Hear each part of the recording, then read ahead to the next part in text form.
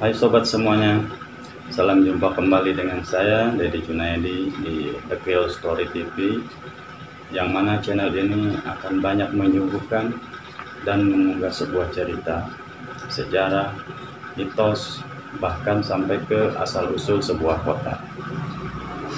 Oke, sebelumnya perlu sobat ketahui bahwa saya ini bukanlah seorang sejarawan atau ahli sejarah, bukan. Saya hanya suka baca-baca tentang sejarah dari buku atau internet. Jadi apabila nanti ada yang salah dalam penyampaiannya, saya mohon maaf kepada sebuah pihak. Maksud saya mengulas sebuah kembali sejarah ini hanya untuk mengingat saja. Barangkali sobat semuanya ada yang belum sempat baca-baca. Mudah-mudahan apa yang saya sampaikan bisa bermanfaat buat sobat semua.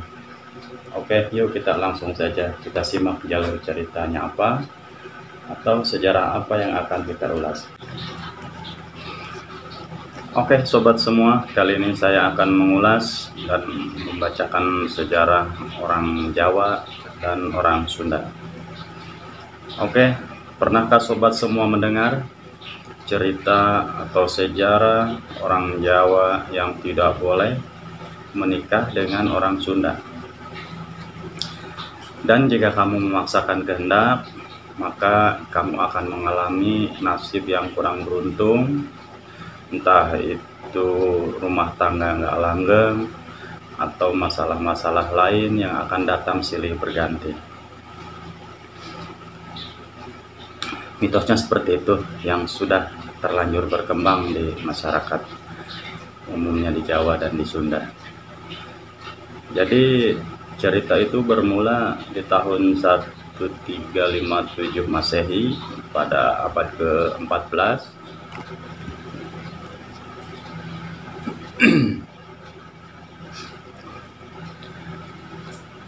Asal mula cerita berasal dari Raja Majapahit yang keempat, yaitu Raja Hayam Wuruk, jatuh cinta pada putri Pajajaran yang bernama Putri Diah Pitaloka Citra Resmi setelah melihat lukisan itu dari seorang pelukis seniman Sungging Prabangkara.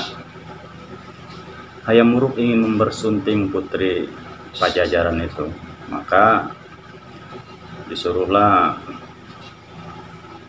telik sandi dari Majapahit untuk mengirimkan surat kehormatan ataupun berupa undangan itu ke Pajajaran. Dan lamaran itu disambut baik oleh Raja Pajajaran yang kala itu dipimpin Maharaja Linggabuana Wisesa atau biasa disebut Prabu Wangi kala itu. Karena pada saat itu Majapahit kerajaan yang sangat disegani oleh kerajaan-kerajaan lain yang ada di Nusantara ini. Dan untuk memenuhi undangan Raja Majapahit, beliau datang langsung bersama pengawal kerajaan untuk membahas lebih serius masalah lamaran itu. Karena selain acara perjodohan, juga ada maksud silaturahmi untuk memperkuat hubungan diplomatik ataupun politik untuk membangun kekuatan antara kerajaan besar yang berpengaruh di Nusantara. Tapi di lain pihak atau di lain tempat, Patih Gajah Mada sedang merencanakan sesuatu yang berbeda. Ia ingin memenuhi sumpah palapa yang berisi ingin menaklukkan seluruh kerajaan yang ada di Nusantara ini. Karena sebelum Hayam Wuruk naik tahta menjadi Raja Majapahit, sumpah palapa sudah ada dan sudah dibuat.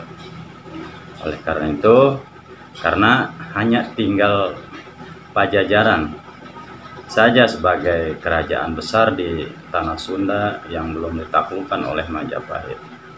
Oke, singkat cerita, Raja Pajajaran Linggabuana itu tiba di Majapahit untuk bertemu Raja Hayam Wuruk.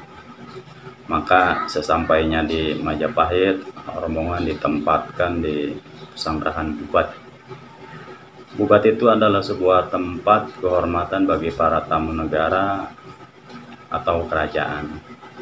Dan saat rombongan dari Pajajaran berada di Bubat, Patih Gajah Mada menghadap Raja Hayam Wuruk dan mendesak raja untuk segera memenuhi sumpah palapa yang sudah dibuat sebelum Hayam Wuruk naik tahta itu, dan memanfaatkan kesempatan untuk menegaskan pada Raja Pajajaran bahwa Raja Pajajaran datang ke Majapahit itu bukan sekedar untuk pesanan, tapi sebagai bentuk penyerahan diri atau takluk pada Majapahit dan mengakui superioritas Majapahit yang kala itu sangat disegani di Nusantara ini.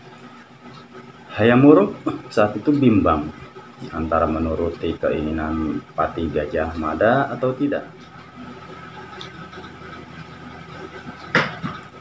Karena Patih Gajah Mada yang sangat perkasa itu adalah nyawanya Majapahit. Kekuatannya Majapahit, pamor Majapahit berada pada Patih Gajah Mada. Beliau bingung. Pada saat itu Raja Hayam Wuruk belum bisa memberikan keputusan. Patih Gajah Mada yang sangat berambisi sudah tidak sabar lagi menunggu keputusan raja. Dia pun merencanakan penyerangan ini tanpa seizin dari sang raja. Dan Patih Gajah Mada segera mengerahkan pasukan Bayangkara untuk menyergap rombongan Pajajaran yang saat itu berada di Bubat. Dan pada saat itulah terjadi perselisihan antara Patih Gajah Mada dan utusan Linggabuana dari Pajajaran. Gajah Mada ingin kedatangan Raja Sunda itu sebagai bentuk penyerahan dan takluk pada Majapahit, bukan semata-mata untuk menjadi sekutu atau besanan. Tentu saja Raja Linggabuana tidak terima dengan pernyataan Patih Gajah Mada itu dan menolak mentah-mentah bahwa dia datang sebagai bentuk berserah diri.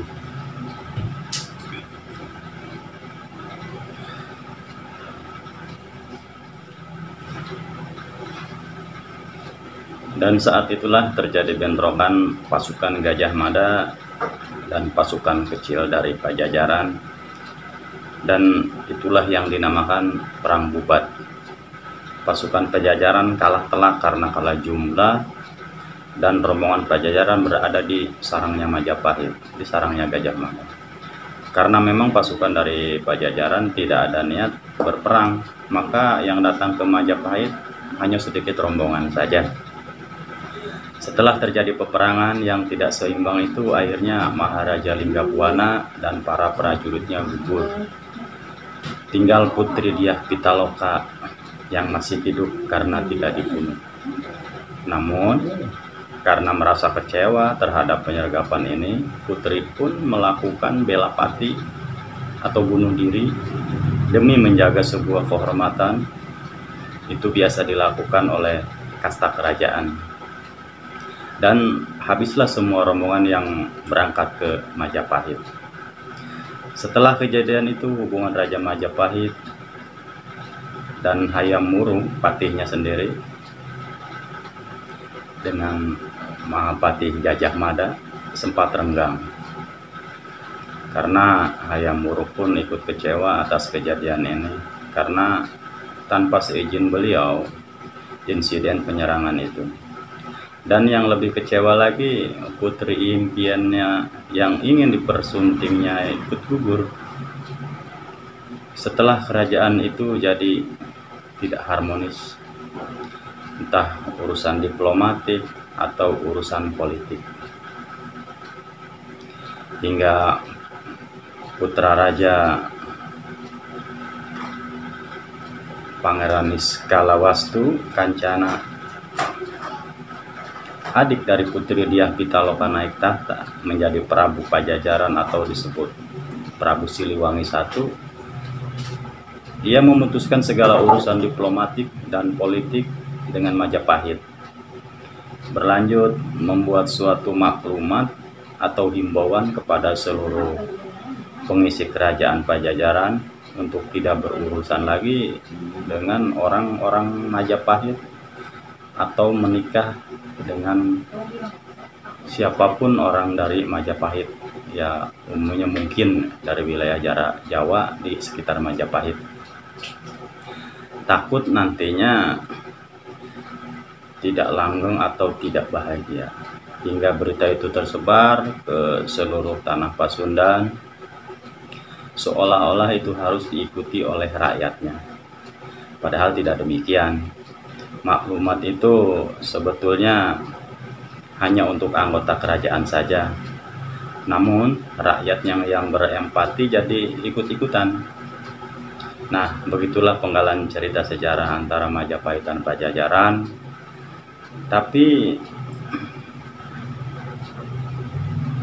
masih ada narasumber lain yang berpendapat bahwa itu semua hanya cerita rekayasa penjajah Belanda untuk mengganggu domba Majapahit dan Pajajaran. Karena bisa dilihat dari rentang waktunya, Perang Bubat terjadi pada abad ke-14. Sedangkan Belanda datang ke Nusantara pada abad ke-18. Jadi dengan segala akal dan strategi ini digunakan oleh Belanda untuk memecah belah kedua kerajaan besar ini. Karena kalau tidak memakai strategi, mungkin Belanda tidak akan bisa menguasai Nusantara. Oke sahabat semuanya, mudah-mudahan dari sejarah atau cerita ini bisa berguna di kehidupan kelak untuk anak cucu kita. Terlepas benar tidaknya cerita sejarah ini, kita sebagai generasi penerus bisa lebih bijaksana dalam menanggapi cerita ini. Yang pertama, kita harus yakin dulu bahwa dengan cinta yang tulus pada orang yang kita sayangi, kita akan bisa menerima kekurangan dan kelebihan dari pasangan kita. Dan dengan cinta yang suci, mampu merubah rasa dari segala bentuk sejarah. Menikah dengan suku apapun dan dari negara manapun akan bisa bahagia, asalkan saling cinta dan bisa saling percaya satu sama lain. Itu.